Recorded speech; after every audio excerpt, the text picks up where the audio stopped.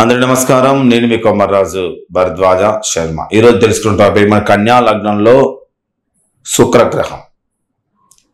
మరి కన్యా లగ్నంలో శుక్రుడు ధనాధిపతి, నవమాధిపతి. అంటే ధనాధిపతికి అంటే 2వ స్థానానికి, నవమాధిపతి 9వ స్థానానికి ఆధిపత్యం వేస్తారు. కాబట్టి కన్యా లగ్నంలో శుక్రుడు ఉండటం అనేది ఆలోచించండి. శుక్రుడు అక్కడ నీచం. అంటే ఇక్కడ మనము కన్యా లగ్నంలో శుక్రుడు నీచంలో ఉంటాడు. లగ్నంలో శుక్రుడు నీచంలో ఉంటాడు. కానీ ఏదైతే ఈ యొక్క ధనాధిపతికి, నవమాధిపతికి ఆధిపత్యం ఇస్తారు కాబట్టి మనకి సుఫలితాన్ని అనేది ఇస్తూ ఉంటాడు. ఎందుకంటే మీనంలో ఉచ్చం పొందుతాడు కాబట్టి కన్యలో నీచం పొందాలి ఆయన. మిత్రస్థానం కాబట్టి అది మనము చాలా విచిత్రంగా మనం దాన్ని పరిగణలోకి తీసుకోవాలి. ఈ కన్యా లగ్నంలో ఉన్నటువంటి శుక్రుడు వ్యక్తికి ప్రగతి పదంలో తీసుకెళ్తాడు. ప్రగతి పదంలో దూసుకుపోతూ ఉంటాడు. లగ్నస్థ శుక్రుడు కారణంగా వ్యక్తికి కళ అభిమానం ఎక్కువ కలిగి ఉంటాడు. కళలపైన దృష్టిని సాధిస్తాడు. కళలపైన మంచి విషయాన్ని ముందుకెళ్తూ ఉంటాడు.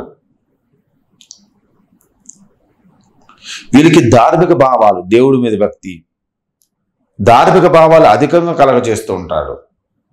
వీరికి వ్యవసాయ రంగంలో మంచి సాఫల్యం, వ్యవసాయ రంగంలో మంచి గ్రోత్ కనిపిస్తూ ఉంటుంది. ప్రభుత్వం నుంచి, ప్రభుత్వ రంగం నుంచి సహకారాలు వీళ్ళకి లభిస్తూ ఉంటాయి.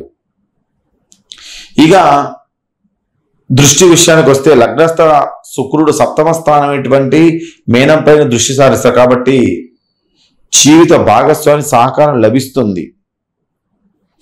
కానీ ఏదైతే లగ్నస్థ కన్యారాశిలో ఉన్నటువంటి శుక్రుడు వ్యక్తిని వివాహ జీవితంలో కొన్ని ఆలస్య వివాహాలు కానీ, మళ్ళీ విడిపోయి మళ్ళీ ఇంకో వివాహం చేసుకోవడం కానీ, లేదా భాగస్వామితో చిన్న చిన్న ఇబ్బందులు కలగటం కానీ, కొన్ని సంవత్సరాల పాటు ఎడంగా ఉండి మళ్ళీ కలవటం కానీ, అలాంటివి ఎక్కువగా క్రియేట్ చేయడానికి అవకాశం ఎక్కువగా ఉంటుంది.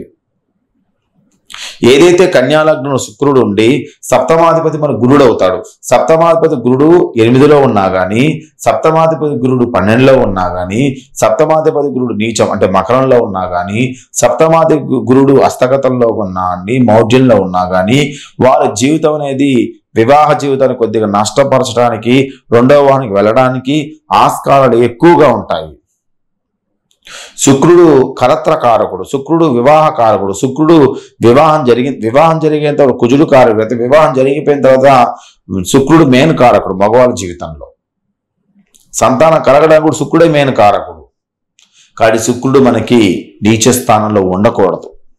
కాబట్టి దాన్ని ఖచ్చితంగా దాన్ని పరిహారాలు చేసుకోవాలి. భృగు మహాపాశుపత హోమం అనేది ఒకటి ఉంది, అది చేసుకోవాలి మనం ఖచ్చితంగా.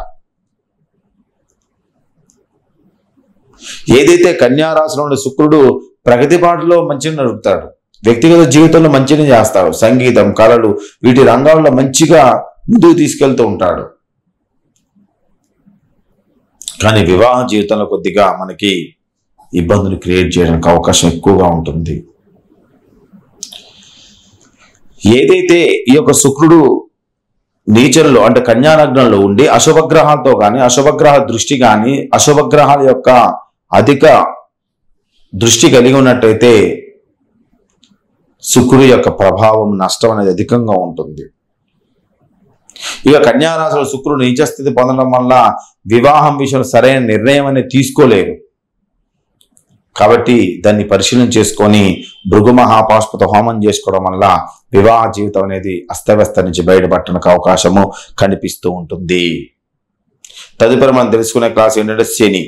కన్యా లగ్నంలో శని గ్రహం కూర్చుంటే ఏ విధంగా ఉంటున్న విషయాలు మొత్తం కూడా తదుపరి క్లాసుల వివరంగా తెలియజేస్తే అందరూ వీడియో లైక్ చేయండి, షేర్ చేయండి, సబ్స్క్రైబ్ అవ్వండి.